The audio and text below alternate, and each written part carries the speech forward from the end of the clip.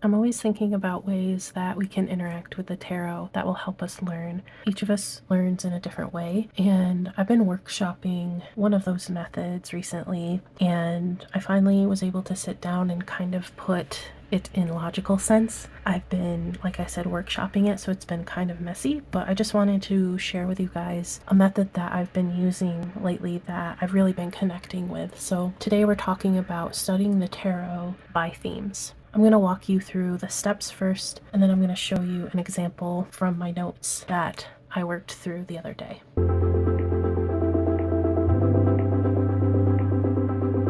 So the first step is to choose a theme that you're really curious about. This could really be anything. It could be love, it could be grief, it could be self-worth or transformation, boundaries. Pick something that you're interested in exploring. I really like to choose themes that I'm already thinking about or seeing in my real life, if that helps any. The second step is to go through a tarot deck and identify the cards that feel connected to that theme. You don't have to be right. There is no rule book here. What I did is I just led with my intuition, and the cards that felt relevant to that theme are the ones that I chose. So the ones that have imagery that reminds you of that theme, or the ones that come up first in your mind. Just go with your gut feeling, your intuition, go through the deck and pick out any cards that stand out, even if you're not really sure why. Step number 3 is to then compare and contrast the cards. So I laid all of the cards out and looked for visual patterns. I looked for symbols. I looked at how the figures were facing, if there were any figures, no figures, if the figures were interacting with a prop or an animal. Were they sitting? Were they standing? Is there a color that is jumping out at me? Objects, or even like the moon or the sun, anything that stands out to you in each card. For example, I would write down that there's 2 figures here. There's a winged figure, 2 people holding cups. There's a very rolling hill picturesque background. I might note the colors that they're wearing or a predominant color in the card. Anything that kind of stands out to you, just write it down. And I'll show you here really soon how I ended up doing that. But just write down, go card by card, writing down everything that you notice. And then the real meat of the studying part is to take those after you have everything laid out for each individual card, go through them. And what I did is I looked at all the things that were similar and I pulled them out and I put them in a little like chart thing, which I will pop an image on the screen. I did do it in a computer program. It was just easier to do it that way. My brain is not Excel. So I used a tool to help me with that, and it helped me visualize things better. I'm a very visual person, a visual learner, so that's really important to me. So I just created a little chart and I began to go through and notice things. And again, in the example, I'll really talk you through what I did notice. And then, of course, as always, I think it's really nice to bring in an application or a real life example. So applying it to real life, how can we apply this study to real life to really bring it and make it grow roots and ground it? So this is where I brought in some journaling pieces and asking myself some questions. So I asked 3 specific questions, and one was, how has this theme shown up in my own life lately? Number 2, which card in this group feels most relevant to me right now? And 1 and 2 could be similar or they could be different. In this case, it ended up being different for me in my example. And number 3, if I line these cards up numerically in order, starting with the majors going through the minors, what story do they tell me about this theme? And this way, I've noticed, has become a way of learning the tarot that's less about memorizing and more about building a relationship between cards, building connections, not separating the cards as I think that we tend to do when we're first learning, right? We almost reminds me of that school way of learning with doing flashcards, but they're not separate. They interlock and they're linked together. And a theme really helps you see that. It helps you create like a mind map or a pyramid of sorts and how it trickles down, you know, like a family tree. It starts with 2 people and then it branches off. This is a really great way to see how one aspect, one theme touches in all of these cards and how they're similar and different and how they speak to that specific theme. So let's go ahead and get right into the example so I can show you what it looks like in action and how I kind of brainstormed and went through these steps. So I just got out plain old beat up notebook. As you can see, I flipped through this section of my notebook many times, so the pages are all worn. But again, I picked a theme, and for my example, I picked balance, and that covered emotional, mental, physical, and spiritual. And then I jotted down the cards that came up in my mind without even referencing the tarot, like the cards. These are the ones here that really popped up in my mind, really were brought forward. And as I did flip through the deck, these cards here are the ones that kind of made it in as well. And then I tried jotting down some ways that temperance brings forward balance. So in what way? So temperance to me is that inner harmony and self-control, and how opposites kind of come together, and the balance that it takes for that. With justice, it's about fairness. Six of Pentacles is a give and take kind of balance, and so on and so on. So I just jotted down right here what that balance meant to me.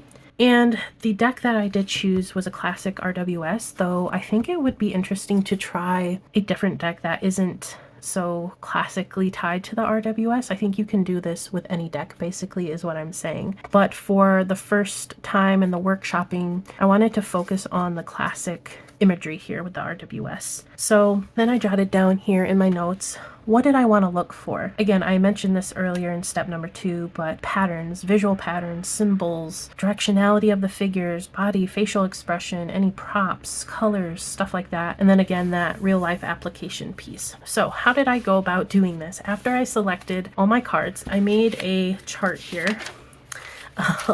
Nothing too fancy, but that's okay. We're brainstorming here. We're really jotting it down, getting into the meat of things. So I made a grid here, and each square represents a card. And I went through, I sat down with the temperance card, and I looked at it and I said, okay, what stands out to me? There's water not only here, but this angel figure is passing water through cups. There's a sun peeking out in the background. There's wings. The figure was facing full frontal forward towards us. Now, I could have written down more about the greenery in the landscape, that there's no buildings or houses to be seen. This person, angel figure, being is immersed in full nature. I could have written down about the symbol on their shirt, or noticed that the clothing is mostly white. So there's just different bits and pieces that you can write down. And so I went through each card, and I did that same exact thing. And as I was doing this, I did start noticing, I was like, wow, I've written down sun a few times now. I've written down pillars a few times now. And then when I got to the point where I was done doing this, as you can see, I started highlighting the things that were similar. So this purple color meant that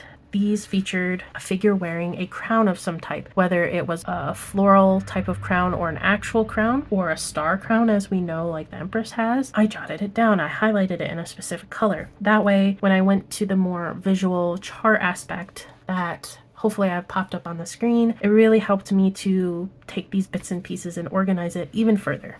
So speaking of that chart, let me pull it up here so I have it in front of my face, and hopefully I'll put it on here for you to see at the same time. So I wrote down each and every symbol or motif that I found, and I wrote the cards that contained that. And then I jotted down further the themes that it might even speak to even more, another layer of theme. And I think what's really great about doing this and organizing it in a little chart is you can see that figures that are facing forward, a lot of the cards have a figure that is facing forward. And just how interesting is that? It's just interesting to think about. When we think about directionality, a figure facing straight on forward, like almost looking directly at you, is a very bold statement. And so it brings forward, or it calls to action, even more attention, right, than maybe two figures that are maybe facing each other instead, or their backs are facing us. It just gives a little nuance to the meaning of the cards. But we can see that all of those cards for figures facing forward, they have something in common. And we might not have noticed that otherwise without doing this exercise. And then taking it another layer deeper, talk about, with the figures facing forward, the engagement with the present moment, being very clear and decisive and just very straightforward. And then a really cool thing that I could do is next time I could choose clarity as my theme, right? And then I could do this exercise all over again. So it brings forward more themes that I can explore for next time doing it like this. And then on the flip side, we can see that scales and cups for props only had 2 cards that contained those. So let's just pull an example here. So we have Justice that has a scale, and the Six of Pentacles has a scale. So what we could do with these two specific cards is we could also spend a lot of time making specific connections other than just the scales with these two cards. So these cards depict balance in a way where you're weighing choices and you're weighing fairness, but in a really different way. In this way, this person, it's like so interesting to me because even their robes are red, both of them. And while Justice has a crown, this guy is wearing some sort of head scarf or adornment. So it kind of gives off that sense of power and status almost. But what's really interesting is this person is doing the give and take. They're deciding the give and take. And then Justice can almost preside over that person because their fairness might not be so fair. Maybe they're giving more to one person versus another. And Justice overall in this aspect, in fairness, is probably going to come back in a karmic way, right? And kind of set things straight. We would hope, right?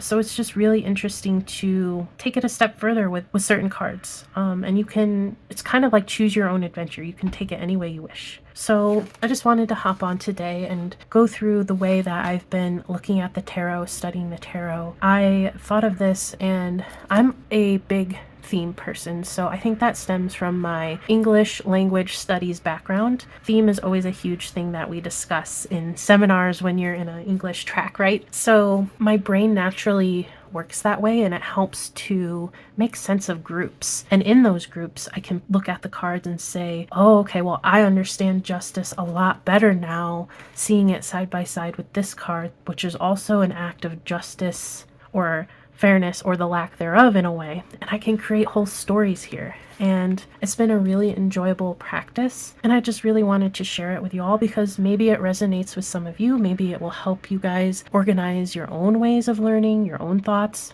And maybe you can use like this similar, like the outline or the bones of this structure, and maybe you want to do it instead numerically and choose a number and then write all the cards with that number either in it or that adds up or reduces to that number. And there's just so many ways you could use this structure to suit your own needs. So I wanted to come on today and share that with you all. If you liked this video, please give me a thumbs up so I know you liked it. Subscribe if you're new. There's a whole host of new people. I'm so grateful to all of you who have recently subscribed and for those who have been around since the beginning and everyone else in between. And I thank you so much. I am so grateful to have you all here with me. And until next time, see you around.